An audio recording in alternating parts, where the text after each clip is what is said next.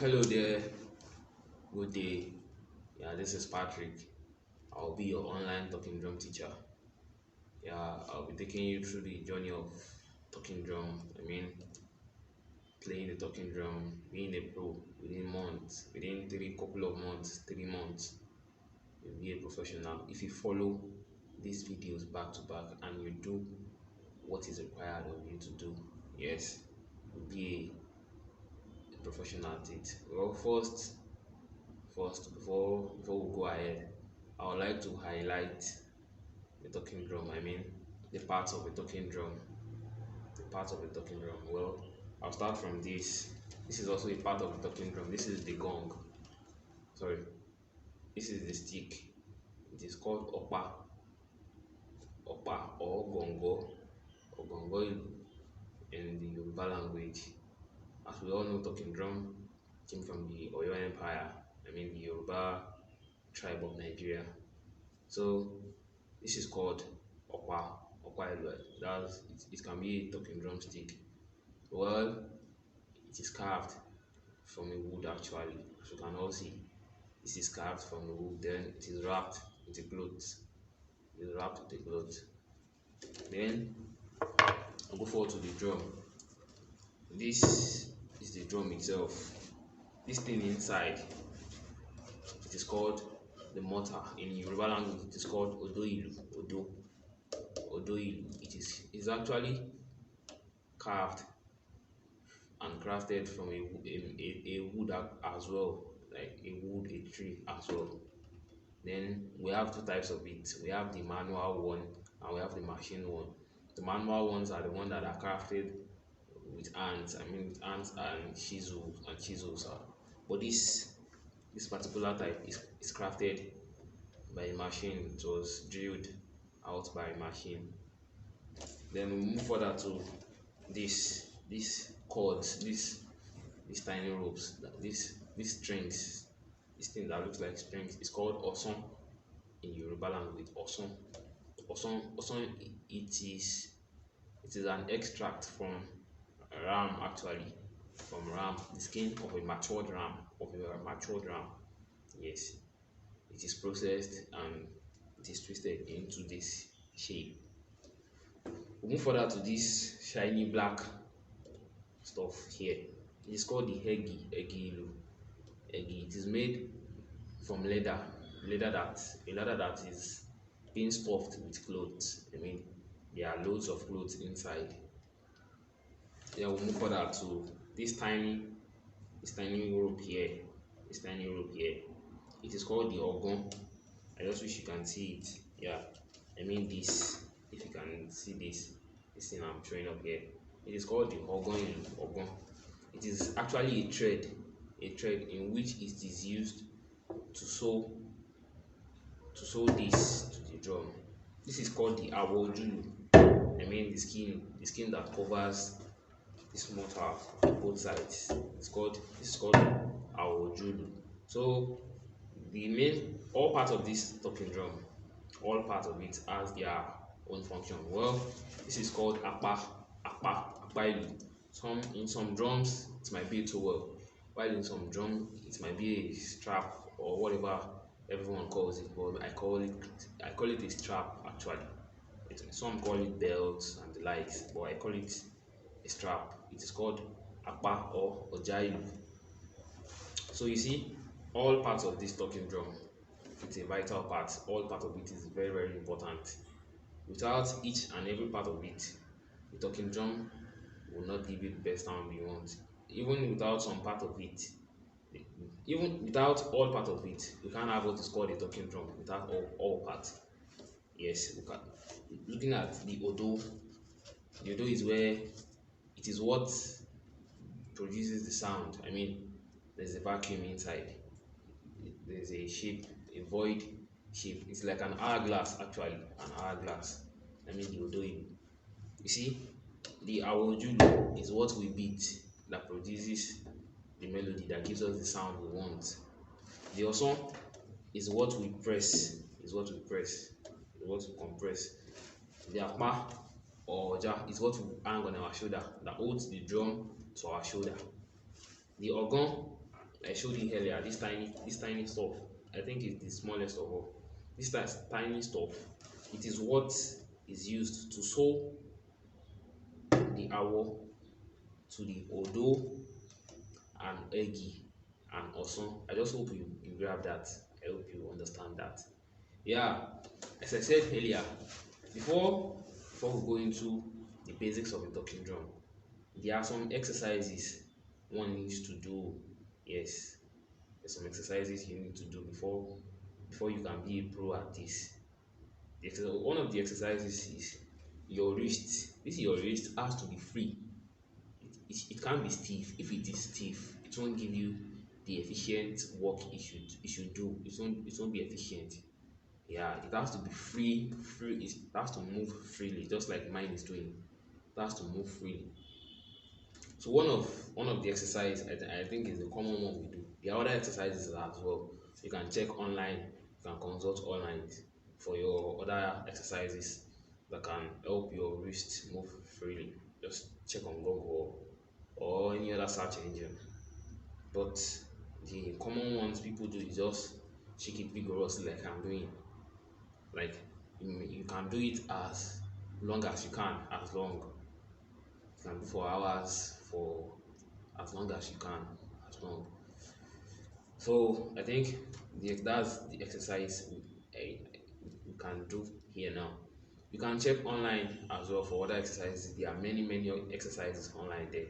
Yes. Then before we go to the basics of the talking drum, I would like to show you how a talking drum is placed rightly on your shoulder, because there are lots of error. Like I've seen well, based on my belief and based on where I learned actually, I've seen a lot of people place the talking drum in a wrong way.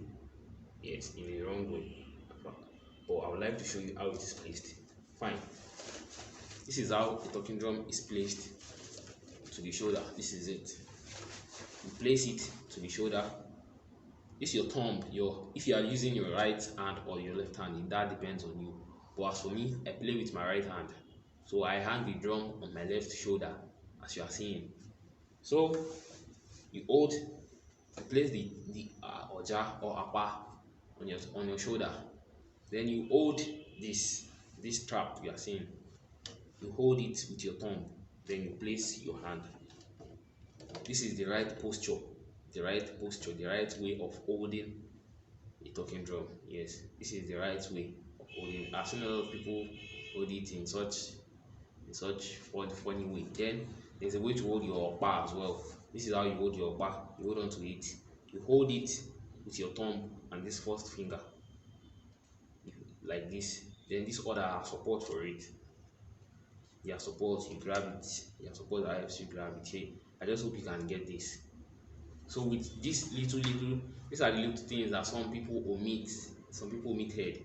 Actually, I'm sorry for that. But these are the little things some people omitted, and it's giving them big issues, big problems. Actually, when playing the talking drum. Then another thing I would like to tell you about the talking drum is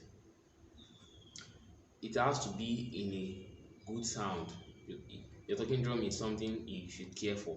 Yes, it's not a toy that you mess around with. No. Talking drum is something we should all care for. So the talking drum, it has to be in a good shape. It has to be in a good shape, a good condition. Then it has to give a specific sound before you can play conveniently. If it's not at that sound, believe me, the talking drum is at risk, because it might end up tearing or having other disadvantages. Okay, so the talking drum has to give you this do. This sound mine is giving.